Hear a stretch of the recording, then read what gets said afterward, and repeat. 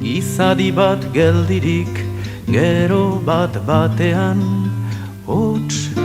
hots, bizi onoinok, hots, hots, bizi onoinok. Errezkadik. El proceso de invasión visigoda del siglo VI al VII es, primero, la penetración visigoda en la península. Cuando pierden la batalla de Huelva en el Hexágono, se dirigen directamente hacia la península y ahí se manejan en las costumbres todavía de gobernanza, donde el jefe eliminaba al jefe anterior para adquirir la primacía de la gobernanza sobre todo el resto de la población. Hay una serie de estudios que son importantes en cuanto a considerar que los visigodos como tales no se mezclaron con la población. Thompson tiene un estudio muy desarrollado de lo que es las costumbres visigodas y en ningún momento puede definir si tenían relación con los autóctonos, con las poblaciones o vivieron aislados en sus propios núcleos en las mismas ciudades, al margen del resto de las poblaciones. Leovigildo es quien consigue el mayor avance territorial godo, donde Vasconia se defiende de los ataques, por una parte, por el norte, de los francos y por el sur de los visigodos. El inicio del principio sucesorio en el trono es una consecuencia del dominio de Leovigildo, que introduce a sus hijos Hermenegildo y Recaredo en la gobernanza, otorgándole la parte del Betis, toda la penetración del Betis a Leovigildo. Leovigildo estaba casado con una hija de un príncipe merovingio y en la primera separación que encuentran los francos con los godos es precisamente la relación de cristianismo, uno hacia la presencia de Roma, mayor, y la otra directamente con el arrianismo, una doctrina que se fue considerada como hereje y que los visigodos la introdujeron desde el mismo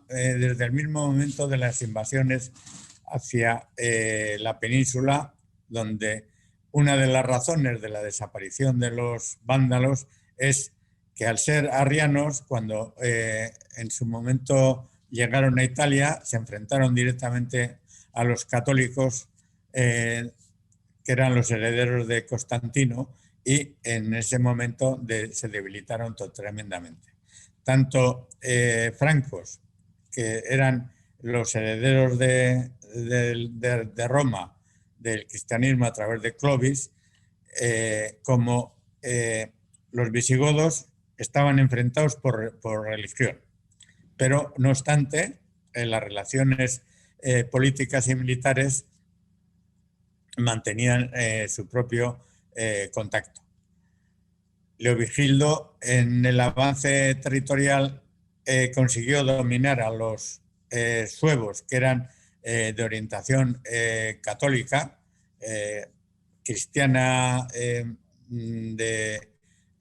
desde el tiempo de que llegaron a una zona donde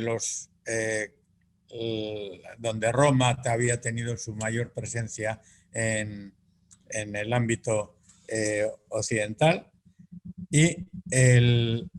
momento de conquista de los suevos es un enfrentamiento que existe por el apoyo que estos le dieron a Hermenegildo, el hijo mayor de de Leovigildo, que al ser católico tanto por la orientación que había ido adquirido con los hermanos, con Isidoro y su hermano, los santos, que en aquel momento les hacían por ser cultos, no porque tuviesen sentido de la santidad monástica de otros puntos. En todo ese enfrentamiento que va surgiendo directamente con los temas de la religión, todo lo que era la Vasconia, que resistía a los godos, se movía dentro del mundo tradicional, animista, de lo que siempre se consideraba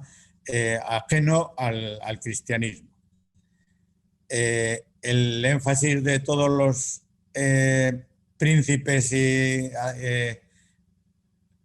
los gobernantes godos era siempre que el cronista de su época terminase con la leyenda de et domuit vascones, siempre, y dominó a los vascones. Eso era algo que se sucedía una y otra vez.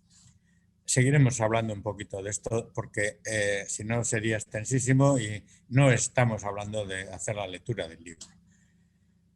En los conflictos entre arrianos y católicos sí se manifiesta el enfrentamiento que, al ser Leovigildo uno de los que se unió a la sucesión del trono y que el propio Leovigildo les trajo a gobernar para instituir la sucesión al trono, hay un momento determinado en el que esta guerra abierta entre el padre y el hijo arrastra a los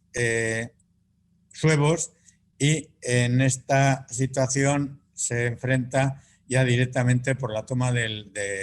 reino de los suevos. Es el ámbito que gana Leovigildo, y llegará el momento que luego, con la presencia de su hijo y de los bizantinos, que eran los romanos que llamaban del Levante, van a apoyar directamente la sucesión de lo que viene a considerarse el nacionalcatolicismo español, con la consagración de la renuncia al arrianismo. En los límites de los nuevos invasores, que ya los he definido, se sitúan precisamente en lo que es la península hasta lo que eran las fronteras que todavía sostenían el imperio de Oriente, los bizantinos, en la península. Estaba por la zona sur y las islas. El Levante era parte de toda esa situación, moviéndose entre lo que eran los romanos considerados católicos, en las culturas anteriores implantadas en las ciudades, y lo que va a tener el ámbito de la conquista de los visigodos. Como he dicho antes, la población de los visigodos era una población, bueno, de los godos, pequeña con respecto a la población autóctona existente anteriormente con la época de los romanos. Hay una región que es la de los Arragones y Runcones, que está la de los Arragones está situada entre el Duero y el Tajo, y la de los Runcones está entre el Tajo y el Lanas, que en su momento vendrá a ser Guadiana. Esta región resistió directamente toda la presión de los visigodos también, y en unos momentos hay historiadores del siglo XIX que todavía confunden aragones y rugones con vascones. Y cuando Leovigildo invadió todo esto, dicen que están luchando contra los vascones. Y esto es una errata de malos lectores de la historia que han desarrollado su propia tesis simplificando cuestiones que están ya bien reconocidas y recogidas en el Atlas Histórico General de Salinas, con el que nosotros, siendo chavales, pues bueno, estudiamos en el instituto con él. Pero ya recogía directamente el ámbito de lo que era esta población, que está pues situada al este de Portugal, entre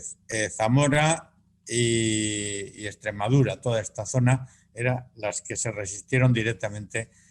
a Leovigildo. Leovigildo también tiene una penetración hacia el norte y es importante señalar que Amaya, tanto los montes como la población que está a sus pies, era el límite de Cantabria.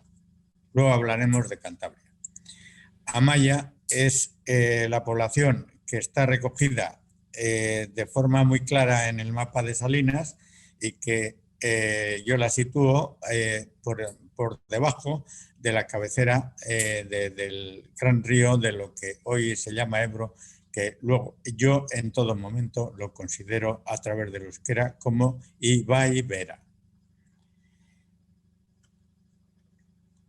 En su avance de invasión de Baskonia, hay una situación de Leovigildo que dice que domina todo a los vascones, cosa que no es cierta de ninguna de las maneras. Y hay una nominación en los escritos de los autores, de los historiadores visigodos, que hablan de Vitoriaco. Durante bastante tiempo, hasta mediados del siglo pasado, Vitoriaco se quería identificar con Gasteiz, Vitoria, cosa que no es cierta y que un autor como Collins en un momento determinado pues denuncia la ignorancia de ciertos historiadores, recogiendo lo que ya otros historiadores también españoles habían puesto en crisis con respecto a que Vitoriaco no tiene ceca, y al no tener ceca no es una ciudad, porque no es capaz de mantener su propia identidad como tal. Leovigildo sí creó una ciudad nueva y le dio su ceca, y todo lo que es situar la batalla, el avance que realizó contra los vascones es la penetración en la Bureba. Burueva es clarísimo que es la dehesa de la cabecera de los vascones por el sur. Hasta esta parte introdujo y establecería pues una pequeña relación de dominio con algún fuerte tipo del oeste americano contra los indios, pero sin mayor relevancia, porque no han sido capaces de conseguir ni siquiera una piedra de lo que será la consideración de la construcción de Vitoriaco. Con los aspectos claros de lo que era en ese momento las lenguas, está lo que hoy se considera ya mucho más cierto y más maduro en el estudio de la lingüística, como es la fonología, que recoge el estudio fonético sincrónico. Quiere decir esto que era en el momento de resurgir los idiomas, se plantea directamente una fonética más antigua que lo que viene a ser luego la misma fonética como estudio diacrónico de los hechos fonemáticos. Es la fonología de Isidoro la que establece las limitaciones de comprensión fonética de los arios y que lleva pues, a errores manifiestos en la escritura de topónimos y palabras del euskera, como lo que he denunciado antes, de que al no pronunciar la S en sí mismo, establece pues, que los vascos se surgieron de una ciudad que era Vasca, situada en el Pirineo. Hay una serie de trabajos respecto a la erudición clásica de Isidoro en cuanto a la alternancia vocálica, al sistema consonántico latino, que merece la pena conocerlo para establecer lo que en un momento determinado luego se vendrá a decir que las lenguas neolatinas son las que establecen la uniformidad de las lenguas modernas, de los romances primero y de las lenguas modernas posteriormente. El esquema de Carlo Tagliavini es el mejor estudio quizá que exista con respecto al análisis de la ampliación y desarrollo del latín clásico hasta que llega a convertirse en latín vulgar, porque la aportación de las lenguas de sus entornos introducen directamente variaciones tanto en las vocales como en las consonantes, como en la forma de pronunciarse, como en la morfología, etc. Esto es algo clave para poder entender en qué momento determinado y cómo surgen esos romances. En cuanto a que vasceos y vascones es una propia unidad que reconoce Isidoro, está el hecho de que lo que nos ha ignorado como Euskal Herria es precisamente la entrada y el dominio que tuvieron tanto los romanos como luego estos pueblos que estamos diciendo que son la segunda invasión de los pueblos bárbaros, de los pueblos arios. Hay una limitación que conviene conocerla para no ser ignorantes, de los conventos jurídicos romanos en la ramificación fluvial del río Astura, que en un momento determinado pasa a ser Esla. Lo que era Astura con la época de los romanos, con la historia posterior, sigue siendo Esla. Y tanto Astura como Esla tienen sentido y describen significativamente ambos ríos, pero en euskera. Esta situación de los vasceos que denomina Isidoro es en realidad todo el norte que corresponde a la cuenca del río Duero,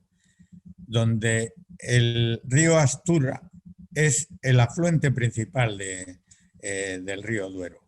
Al este del río Astura surge una comarca que es en realidad Bardulia. Y esta Bardulia, que también pasa a situarse en el momento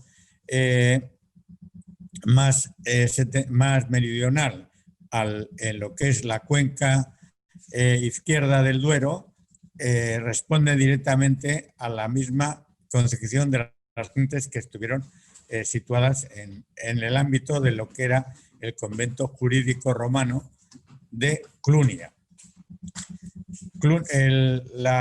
Roma dividió la península en distintos conventos y uno era el importante al principio Citerior y luego el tarraconense, que lo dividió para mejor administración entre el tarraconense, el cesar-augustiano, el de Clunia y el de Asturias. Ambos demarcaciones, todas estas demarcaciones en realidad estaban definidas por cuencas de los ríos. En el convento César Agustiano de la zona posterior al tarraconense propiamente, aunque el tarraconense era todo lo que en realidad había sido la zona citerior, se recogen unas divisiones que son interesantes de determinar porque son las que precisamente definen lo que era el Saltus Vasconus y el Ager Vasconus con la parte que hoy en día nosotros consideramos que es la zona de Navarra, que es un término mucho más moderno que nunca lo tuvieron en sus escritos ni en sus conocimientos los romanos. En el Ager Vasconum, que como veremos más tarde es la cubeta amplia del río Ibaibera,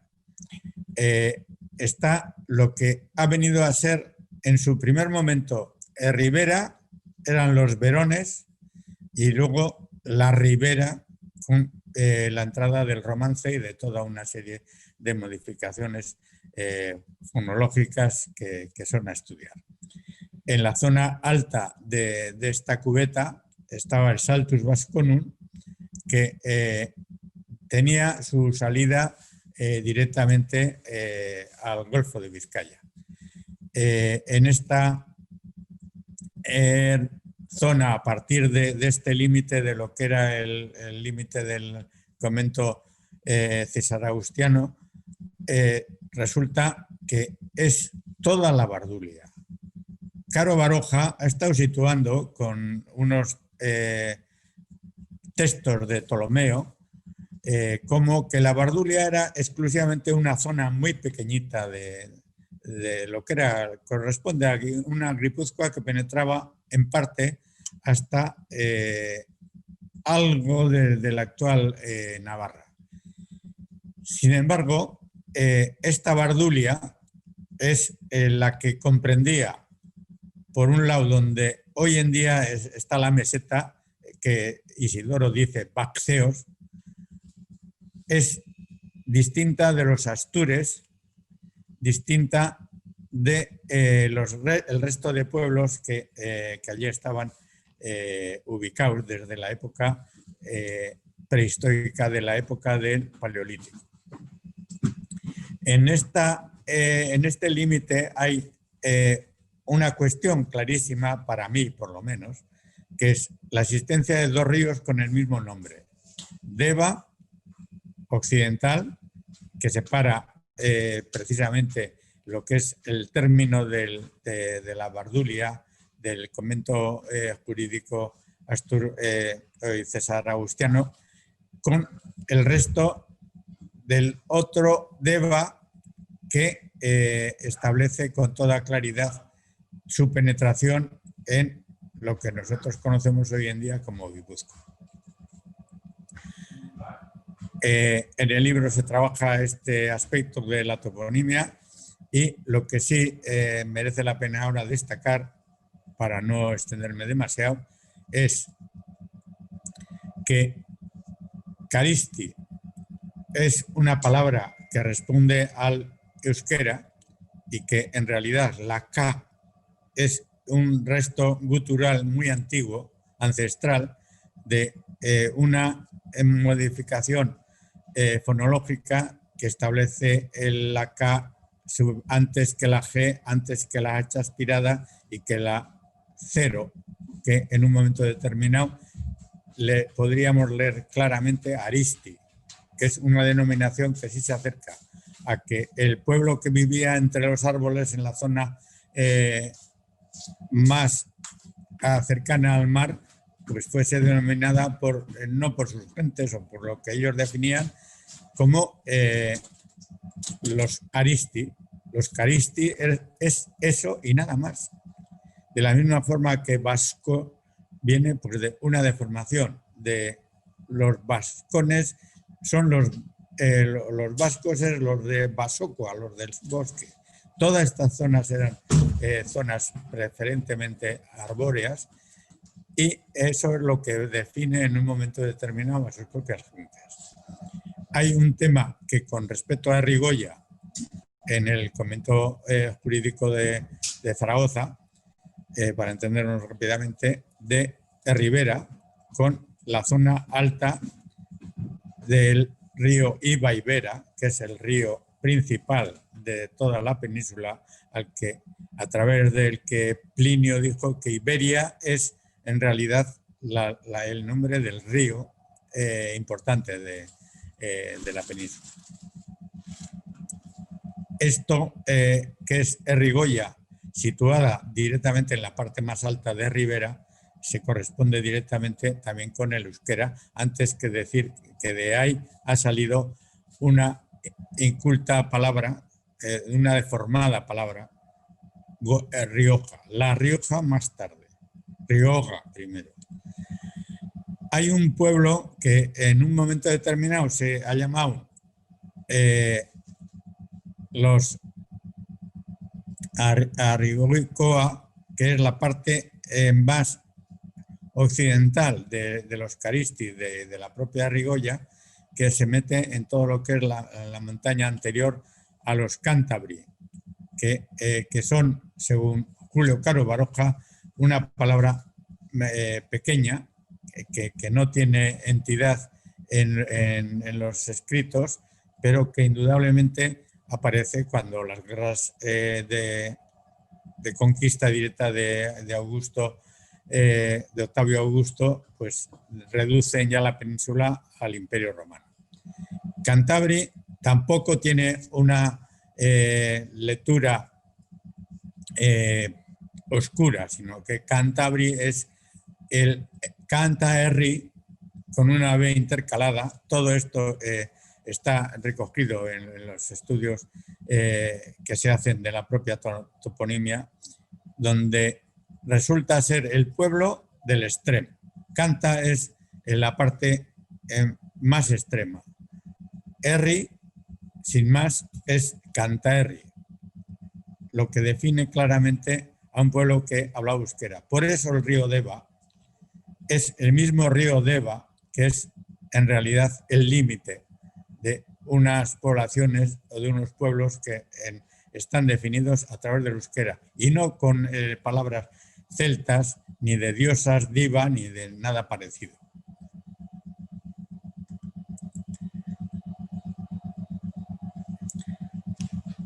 En este ámbito un poco más desarrollado de lo que es el trato de Euskal Herria, con toda la ampliación que yo le estoy ahora definiendo, queda por analizar también lo que es Aquitania en el cauce de la historia entre los siglos 3 a 5, donde el maltrato del euskera por los invasores romanos dio lugar precisamente al nombre como Aquitania, Euski, ocultando la palabra del euskera, que era la lengua que César dice que era diferente de la de los celtas. En este ámbito hay una serie de ríos que determinan lo que era un territorio en su momento y siguen teniendo valor oscuro, si se quiere, pero valor en euskera, porque de Ibaibera, que es el río de abajo, como el Garona es el río de arriba, o el Loira es el río de los lodos, y el Arrona es el río de los barrancos, porque viene desde los Alpes, y ese es el territorio que en realidad define la Vasconia en un momento determinado, como ya veremos. El mundo, según la cartografía descrita por Erastótenes en el 220 a.C., fue la base cartográfica de Roma, y la conquista de César se centra en esa geografía que él define en la Guerra de las Galias como Aquitania, una parte de la cartografía conocida por César. En los aquitanos es claramente definido por él como un tercio de las Galias. El mapa de Erastótenes pues es vago en muchas cosas, incluso confuso en las superficies, puesto porque era el conocimiento al que habían llegado. No había satélites, no eran capaces de crear una cartografía más allá de los rudimentos de todo ello, que es importante, porque la cartografía, la geografía de los griegos dio lugar a que luego existiesen pues climas que son los paralelos y todo el resto de conocimiento de los territorios. Y precisamente César se sirvió de esa geografía donde claramente para él no existía el río Garona, ni lo conoce.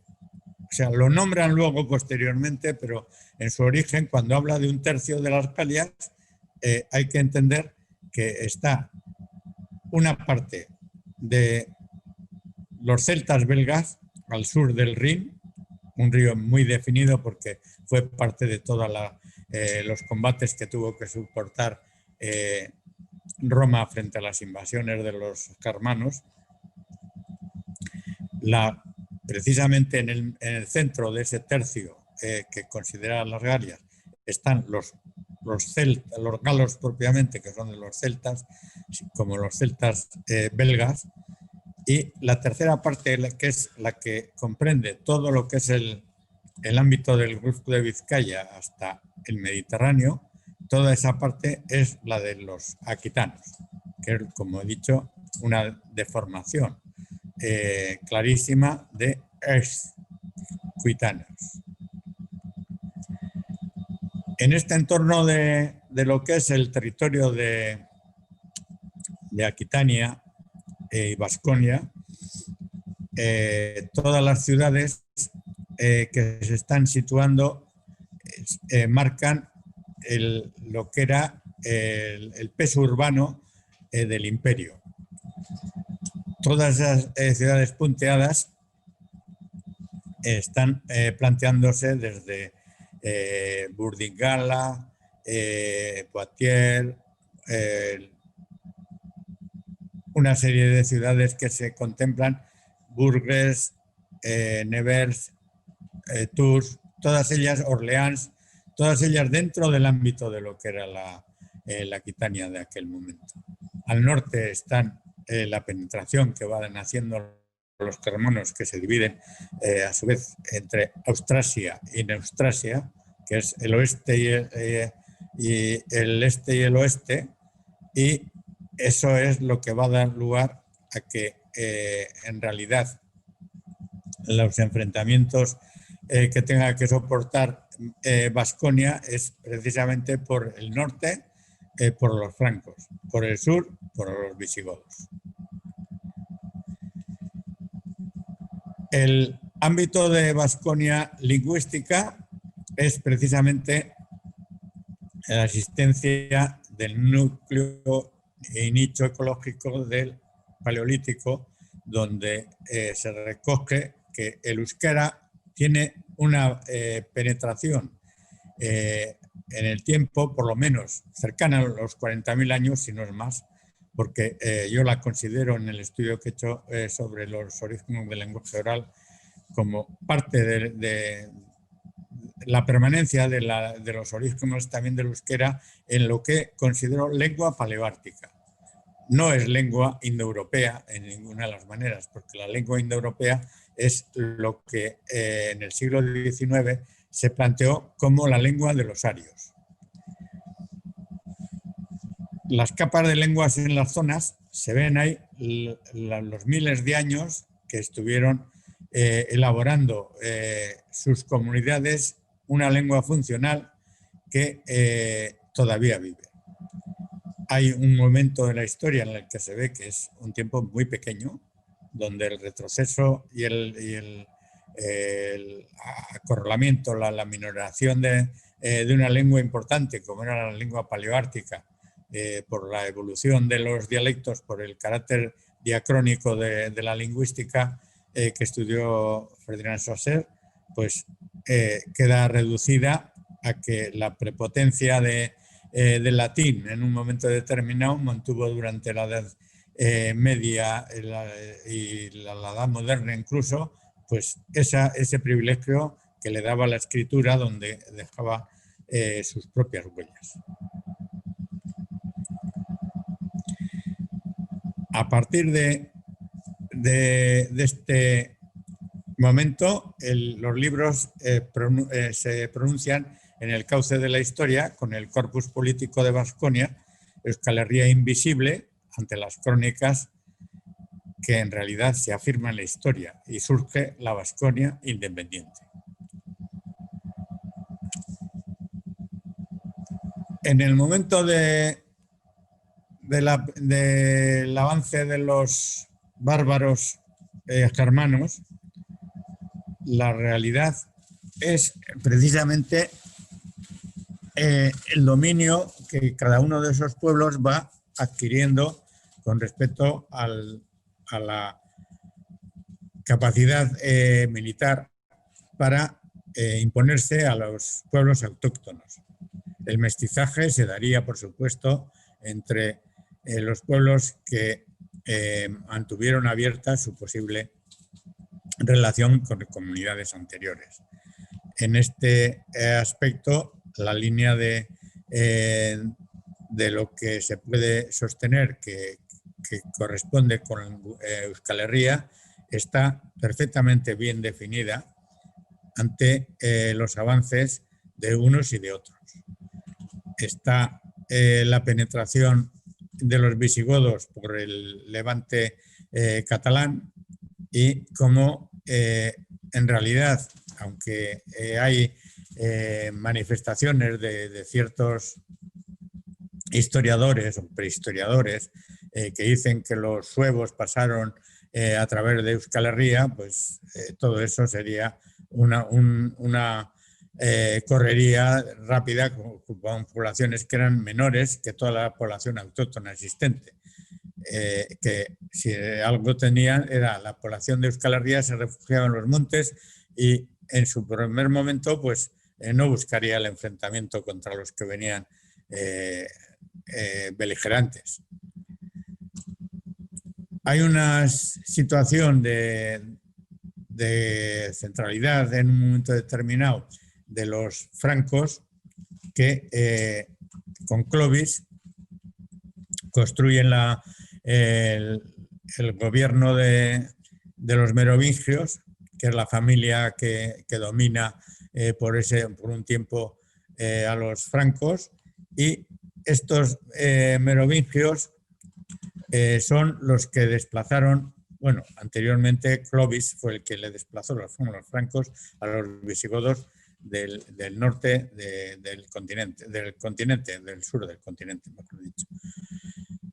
En la situación que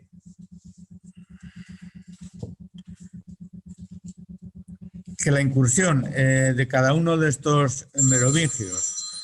centra el tema de la conquista hacia el sur, está recogida en una serie de trabajos que vienen a ser el análisis de unos autores franceses que son modernos. Uno de ellos es Jules Michelet, y el que recoge clarísimamente cómo todos estos intentos fueron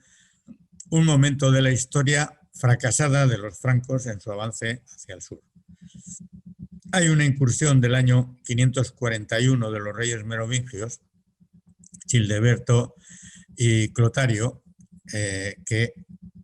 una vez de penetrar con sus ejércitos, como en otro momento penetrarían igual los suevos si se desplazaron hacia el occidente de la península, tuvieron que huir porque fueron acosados después de llegar a penetrar hasta las zonas del Ebro prácticamente, pero retirarse directamente por el sumo Pirineo, por el Somport, que tiene sus topónimos clarísimos, Urdoch y Aspe. Esto fue lo que les llevó a que en un momento penetrasen y saliesen con la cola entre rabo, como el rabo. Más elementos de la ofensiva coordinada del año 581 de Merovingios y godos, posterior incursión. Merece la pena el conocimiento directo de que cuando anteriormente he hablado de Leovigildo y su penetración en Vitoriaco, esto fue una ofensiva que estuvo apoyada directamente por el norte, por los francos, y por el sur, por él mismo. La incursión de los generales merovingios Pladastes en el año 581 y Astrobaldo en el 581 durante los reinados de Chilperico y su hijo Clotario. Estos habrían llegado a algún acuerdo, francos y visigodos, para arremeter contra los vascones, y mientras todo el ímpetu de los vascones de lo que era la Aquitania se impuso para desplazar a estos dos generales que fueron derrotados y salieron de lo que era del territorio de Euskal Herria, de la Aquitania, pues tuvo por el sur la ofensiva directa de Leovigildo. Este llegó a la Burueva y ahí estableció clarísimamente su pequeña victoria sin consolidar ningún territorio. Lo mismo que tuvieron que hacer los generales merovingios, que salieron nuevamente hacia su propio territorio. La Vasconia del siglo VII se sitúa en la frontera del Loira, que son los límites que los francos por el norte y los godos por el sur, con el propio límite de Libaibera, establecen directamente como territorio libre, excepto las ciudades que tendrían zonas de paso y donde se concentraban directamente estas poblaciones menores con respecto al resto de la población de toda Euskal Herria. En el impulso por dominar nuevamente Vasconia, los reyes Teodorico II y Teodoberto II dirigieron otro ejército al interior de Vasconia, imponiendo a su duque genial con el Domut Vascones. Salieron de Burgundia todos los francos y penetraron, y en un momento determinado en las ciudades donde dominaban, le impusieron a este duque genial sin que tuviese ninguna capacidad de gobierno sobre el resto de Vasconia. Esto es en el siglo VII, el 620 y tantos, con la búsqueda del control de toda la población. En este aspecto es importante ver que el límite claro del Loira es algo que tienen que rebasar constantemente los francos. El territorio que se sitúa al oeste del Loira es lo que comprende toda la Euskal Herria norte pirenaica y continental. En el mismo siglo VI, la gran invasión del año 635 de Dagoberto es algo que en ningún momento se había considerado en la historia, porque fueron nada menos que 10 columnas del ejército merovingio al mando de sus propios duques, las que asolaron Vasconia, matando a sus gentes, incendiando casas y posesiones a sangre y fuego. Una de las columnas que persiguió la guerrilla vascona hasta el valle de Suberoa, en las crónicas, fue destrozada hasta el último hombre. Es el reflejo de este mapa donde se ve la importancia que tuvo saliendo desde la zona este de lo que había sido la Burgundia, que ahí existía población euskaldún, porque en realidad hoy hablamos de Borgoña, y la ñ es una de las características lingüísticas más claras de la existencia del euskera en toda esta amplitud. El latín no tiene ñ en ninguna de sus expresiones, y la ñ que no existía en latín tampoco se reprodujo en lo que es el rumano, donde en Rumanía tampoco conocen la ñ.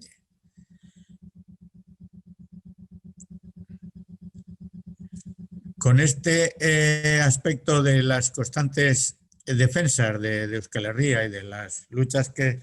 se plantean,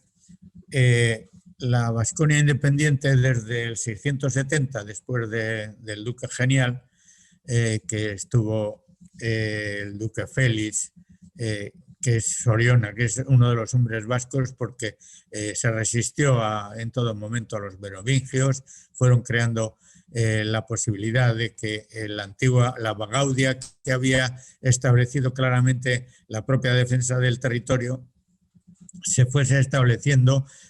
con una capacidad de gestión y dominio de la cooperación en la lucha por la defensa de esa Bagaudia más amplia que podríamos considerar como la Euskal Herria del pasado.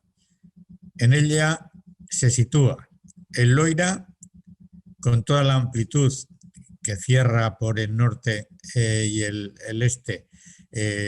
la línea de la antigua Euskal Herria, donde todas las ciudades y los territorios al final estuvieron bajo control vascón, y está en el límite mismo de la Runa. Hay una serie de toponimia que clasifica claramente el territorio con su descripción, y esto es lo que se desarrolla y amplía fundamentalmente en lo que son los trabajos más menudos del interior.